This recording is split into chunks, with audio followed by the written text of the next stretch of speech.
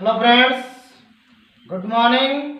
आपका एक बार फिर से मेरे YouTube channel English classes by Mahesh Tanan में आपका हार्टी वेलकम, आपका सादर आभार, अभिनंदन।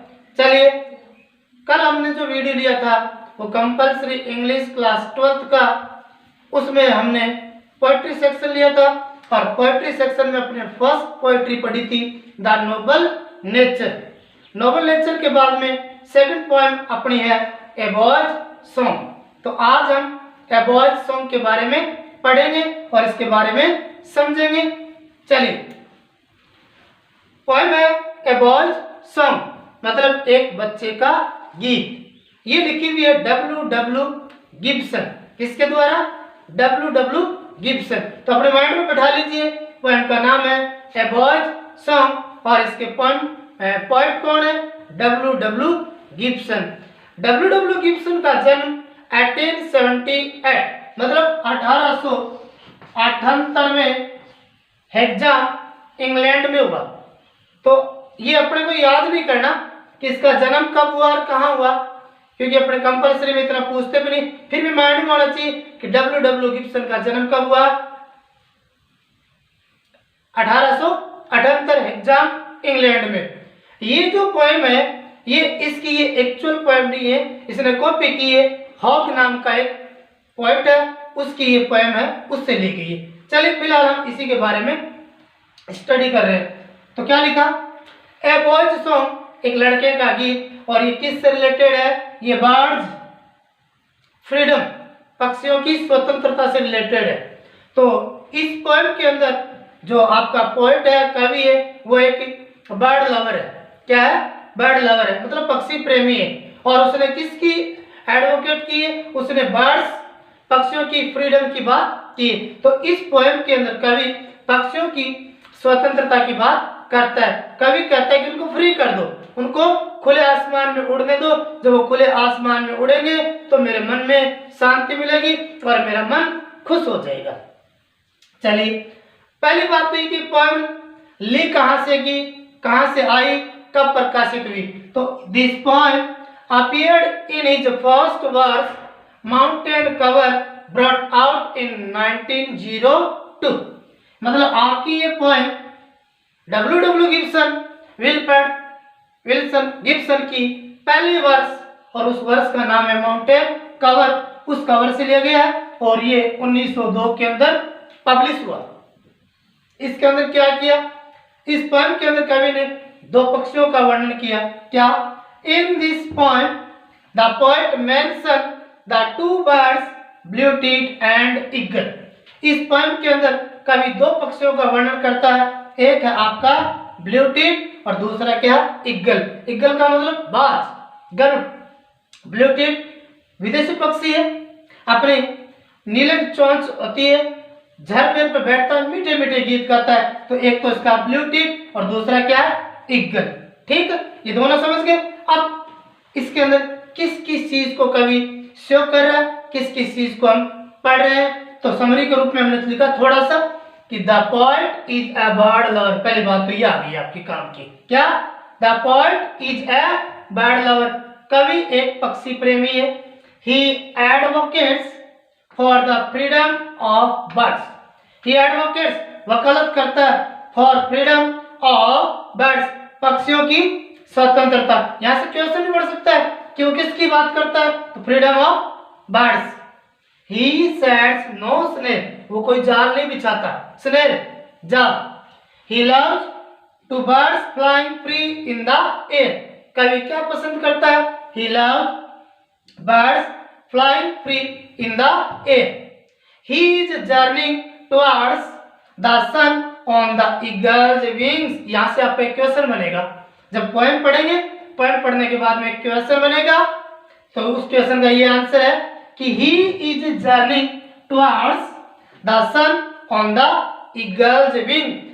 इमेजिन कर रहा है, वो कल्पना कर रहा है। क्या कल्पना कर रहा है? कि वो यात्रा कर रहा है सूर्य की तरफ ईगल के पंखों पर बैठकर। दूसरा, he feels a blue-teeth is singing in his heart, कवि महसूस कर रहा है। क्या? A blue tit कि ब्लू टीट इज सिंगिंग, गा रहा है, इन हिज हार्ट, उसके हृदय में। कवि महसूस कर रहा है कि ब्लू टीट उसके हृदय में गा रहा है। अब आप इसको स्नैपशॉट ले सकते हो, आप इसको लिख सकते हो। इसके लिए मैं 2 मिनट आपको टाइम दे देता हूं। आराम से स्क्रीनशॉट ले लीजिए, स्क्रीनशॉट ले लीजिए, आराम से इसको लिख लीजिए, रफ कॉपी में लिख लीजिए। ओके, स्क्रीनशॉट ले लीजिए। ओके, अब मैं इस पूरी पोएम को बोर्ड पे लिखता हूं, उसके बाद हम इसको एक्सप्लेन करते हैं, इसको समझते हैं। यस, अब पूरी पोएम को हम एक्सप्लेन करेंगे, इसको समझेंगे कि कवि इसमें क्या बताया। तो अपनी पोएम है ए बॉयज सॉन्ग, किसके द्वारा लिखी हुई? W.W. गिब्सन। क्या कहता है?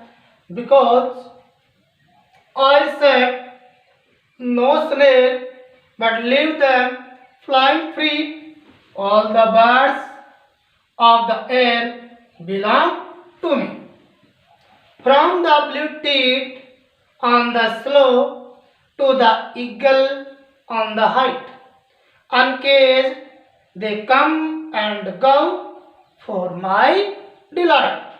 And so the sunward way I saw on the eagle's wings, and in my heart all day the blue tit sings. ये 3 स्टेंजा। फर्स्ट स्टेंजा क्या कहता कवि? बिकॉज, क्योंकि, आई सेट, मैं, सेट, SET, सेट, सेट का मतलब स्थापित करना, लगाना, नो स्नेर, स्नेर का मतलब टैप, जाल, net. Because I said no snare, क्योंकि आज मैं कोई जाल नहीं बिछाऊंगा। मतलब कवि जंगल में जाता है, उसके हाथ में नेट है, जाल है, जाल को वो बिछाना चाहता है पक्षियों को फांसने के लिए, लेकिन अचानक उसके माइंड में आता है कि ना, आज मैं किसी प्रकार का कोई स्नेर, कोई भी जाल नहीं बिछाऊंगा। तो अपनी पहली लाइन ओपनिंग की कवि कह रहा है कि आज मैं किसी भी प्रकार का कोई जाल पक्षियों के लिए नहीं बिछाऊंगा। बट लीव दैम, बट लेकिन, लीव छोड़ दूंगा, दैम उनको, किनको? पक्षियों को, फ्लाइंग फ्री, मुक्त रूप से उड़ने के लिए। ऑल द बर्ड्स, सारे पक्षी, of the air, of the air का मतलब यहाँ पे आसमान होगा, पूर्ण रूप से आसमान के लिए। तो इस आसमान के जितने भी पक्षी हैं, बिलोंग टू मी, वो मेरे से जुड़े हुए, इट मीन्स वो मेरे। मतलब फर्स्ट स्टेंज आप समझ गए होंगे कि कवि ये कहना चाहता है कि मैं आज किसी भी प्रकार का कोई स्नेर, जाल नहीं बिछाना चाहता, और उन पक्षियों को खुले आसमान में मैं उड़ने देना चाहता हूं, क्योंकि सारे पक्षी मेरे हैं और वो मुक्त आसमान के पक्षी हैं। तो ये स्टेंजा क्लियर हो गया होगा। अब यहाँ से क्वेश्चन क्या बन सकता है कि कवि क्या नहीं बिछाना चाहता? कवि जाल नहीं बिछाना चाहता। सारे पक्षी क्या है? सारे पक्षी कवि के। फ्रॉम द ब्लू टीट, अब ये तो उसकी कल्पना हो गई। अब कल्पना के बाद वो आगे का प्लान बताता है कि अगर ये काम मैंने नहीं किया, अगर मैंने जाल नहीं बिछाया, तो मैं क्या फीलिंग करूंगा और मैं क्या महसूस करूंगा। From the blue tit, blue tit एक विशेष प्रकार का बर्ड है, नीली चोंच होती है, बड़ी साइज में होता है, मीठा मीठा गीत गाता है, जैसे अपने यहाँ नाइटिंगेल बुलबुल होती है, स्वर्ण चिड़िया जिसको बोलते हैं, उसी प्रकार उसी से रिलेटेड एक फॉरेन बर्ड है blue tit. On the slow, SLOE, slow एक विशेष प्रकार की कंटीली झाड़ी होती है जिसको झरबेर बोलते हैं। क्या होती है? एक विशेष प्रकार की कंटीली झाड़ी जिसको क्या बोलते हैं? झरबेर। तो झरबेर पर बैठी हुई ब्लू टीट को देखना चाहता हूं, और इसके साथ टू द ईगल, बाज को, ऑन द हाइट, ऊंचाइयों पे देखना चाहता हूं, अनकेज्ड, खुले रहेंगे। अगर ये ब्लू टिट और ये ईगल दोनों ही पिंजरे में नहीं होंगे, खुले होंगे, अनकेज दे कम एंड गो, ये आएंगे और चले जाएंगे, फॉर माई डिलाइट, मेरी प्रसन्नता के लिए। मैंने इसको गो नहीं पढ़ा, ये गौ का प्रोनाउंसिएशन नहीं होता, गौ का होता है। ये औ का प्रोनाउंसिएशन और नहीं है कि औ का साउंड लिया जाता है, इसलिए इसको गौ पढ़ा जाएगा। रियल तो होता है यही, बाकी एक्चुअल में इसको गो पढ़ते हैं। Uncage them come and go for my delight, और ये मेरी प्रसन्नता के लिए पक्षी आएंगे और जाएंगे। तो कवि ने कहा कि अगर ये काम मैंने नहीं किया तो झरपेर पर बैठी हुई ब्लू टीट के गीत मैं सुनना चाहता हूँ और आसमान की ऊंचाइयों पे ईगल को देखना चाहता हूँ, क्योंकि अगर ये पक्षी खुले रहे तो ये अपनी मर्जी से आएंगे और अपनी मर्जी से जाएंगे। और किसके लिए? फॉर माई डिलाइट, मतलब मेरी प्रसन्नता के लिए। अब क्या कहता है? अब इमेजिन कर रहा है कि अगर ये चीज हुई तो उसके बाद में इसके परिणाम क्या होंगे। एंड सो द सनवर्ड वे, ये यहाँ पे इमेजिन है, पूरी तरह से इमेजिनरी लिए, यहाँ पे कल्पना लिए। क्या? एंड सो द सनवर्ड वे आई सोर on the eagle's wing, sunward वे सूर्य की तरफ। आई सोर, SOAR, सोर, सोर का मतलब होता है तिरछी उड़ान भरना। पक्षी जैसे ईगल है, बाज है, गरुड़ है, ऊंची चील है, ऊंचे आसमान में जब जाएंगे तो ये अगर तिरछियों की उड़ान भरेंगे, काट वाली उड़ान, तो उसको सोर बोलते हैं। अगर ऐसे सीधे पंखों को यूं तो फ्लाई होगा, और ऐसे यूं पंख सीधे करके यूं आसमान में तिरछे उड़ रहे तो वो सोर होता है। तो क्या? आई सोर ऑन ईगल्स विंग, मैं ईगल के पंखों पर बैठकर तिरछी उड़ान भरना चाहूंगा। तो ये तो ईगल के साथ हो गया। एंड इन माई हार्ट, और मेरे हृदय में, ऑल डे, पूरे दिन, the blue tit sings, blue tit गीत गाएगी। मतलब अगर मैंने जाल नहीं बिछाया, अगर मैंने जाल नहीं बिछाया तो ये पक्षी क्या रहेंगे? फ्री रहेंगे, आसमान में मुक्त, आसमान में खुले उड़ेंगे। जब ये खुले उड़ेंगे, कौन कौन उड़ेंगे?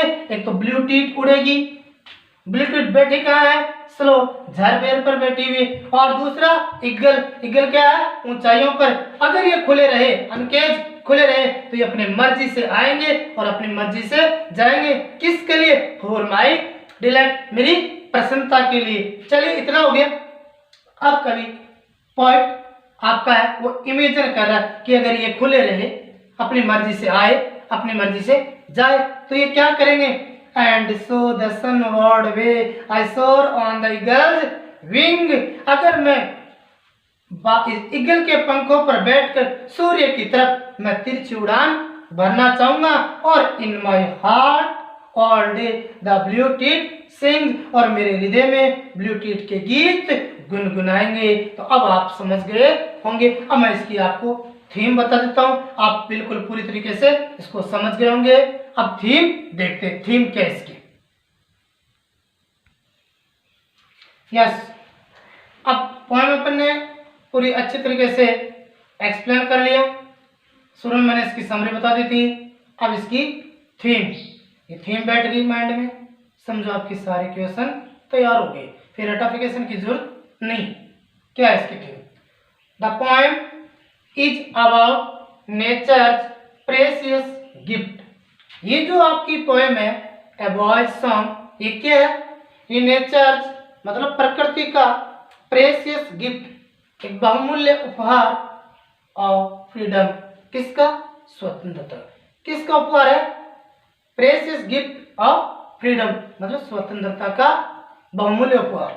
टू ऑल इट्स इनहेबिटेंट्स, सभी निवासियों को, चाहे पशु हो, चाहे पक्षी हो, चाहे ह्यूमन बीइंग, हम मनुष्य हो, सबको ये मिलता है। लाइक मैन, जैसे कि आदमी, बर्ड्स, पक्षी आर आल्सो इम्पोर्टेंट, महत्वपूर्ण है। Like man, birds are also important, जैसे कि आदमी इम्पोर्टेंट है, वैसे पक्षी भी क्या है? इम्पोर्टेंट है।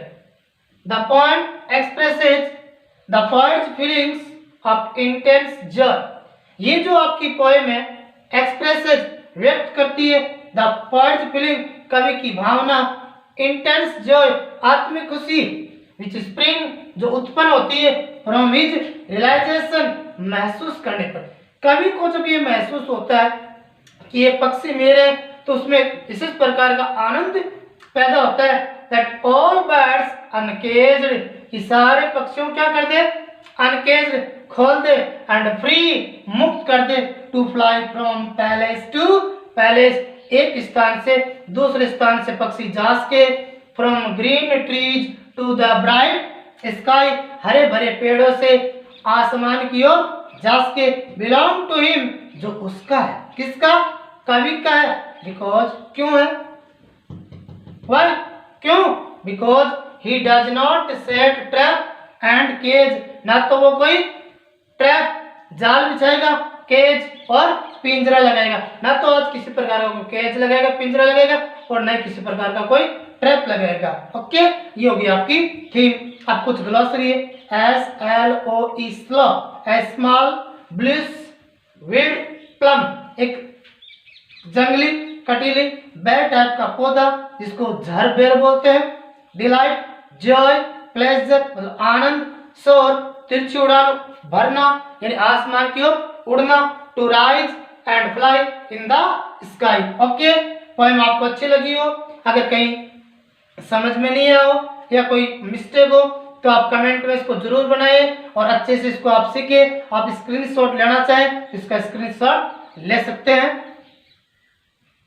ओके, अच्छे से तैयार हो गया होगा, आई होप, मेरी आशा है कि आप इसको अच्छे से समझ गए होंगे। अगर अच्छा लगे तो मेरे चैनल को लाइक कीजिए, सब्सक्राइब कीजिए और बने रहिए मेरे साथ इंग्लिश क्लासेस बाय महेश ताना।